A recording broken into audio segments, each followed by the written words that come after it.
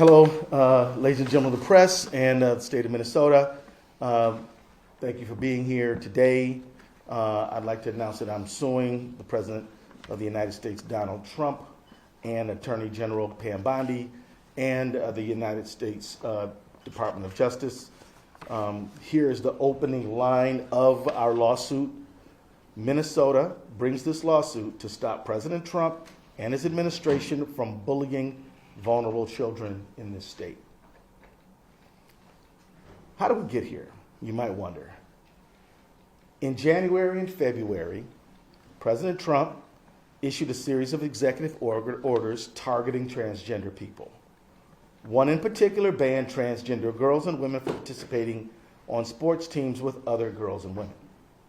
On February 20th, I issued a formal legal opinion saying that the executive order does not override Minnesota's protections against discrimination. In fact, complying with the sports executive order from the president would violate Minnesota Human Rights Act. That opinion is legally binding in Minnesota unless a court of law says otherwise. On February 25th of this year, our office got this letter from the Department of Justice stating that it would sue us if we didn't comply with the executive order. We got another letter right here, April 8th, dated April 8th, and in this April 8th letter and in an April 16th press conference, the Department of Justice threatened to withhold funds from Minnesota and, quote, seek judicial resolution, unquote. I'm not going to sit around waiting for the Trump administration to sue Minnesota. Today, Minnesota is suing him and his administration because we will not participate in this shameful bullying. We will not participate for two reasons. One, they're wrong about the law, both federal and state law. Two, we will not let a small group of vulnerable children who are only trying to be healthy and to live their lives be demonized. Many of their parents are here today, and I thank them for their presence. The bottom line is, in our Minnesota, everyone is included in the circle of our compassion, and no one is out of our circle of protection. The Trump administration doesn't see it that way. They've wrongfully claimed that gender identity is false.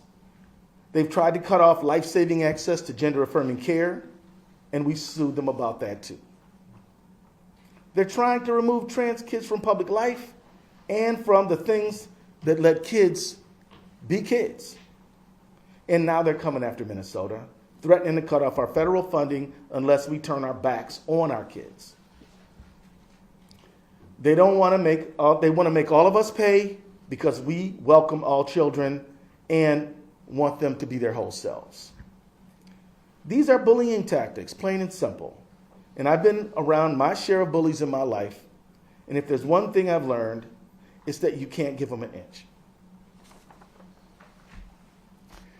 The legal claims in our lawsuit are straightforward and simple. Number one, the executive action is invalid because the Trump administration is trying to use the powers that the Constitution reserves to the Congress. Number two, Title IX of the federal law explicitly prohibits discrimination based on sex. The administration is wrong about the law. Three, the executive action violates the Administrative Procedures Act. And four, the administration is violating the 10th Amendment, which protects state sovereignty by trying to coerce Minnesota to follow its discriminatory policy. And that's not how it works. That's not how the law works, that's not how the Constitution works, and that's not how democracy works. Trump's burning desire to destroy trans kids and punish us for helping them live and thrive isn't just a violation of law, it's a violation of Minnesota values, and we're not going to sell out trans kids or any vulnerable community just to stay in the good graces of a lawless administration. Sometimes countries face moments like this, faced with a leader bent on destroying entire communities and instilling fear in those communities that protect them.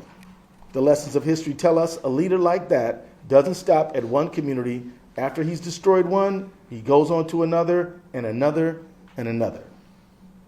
These are the moments when you have to say no. We're in that moment right now in America, and I have the power to say no, and I'm saying no.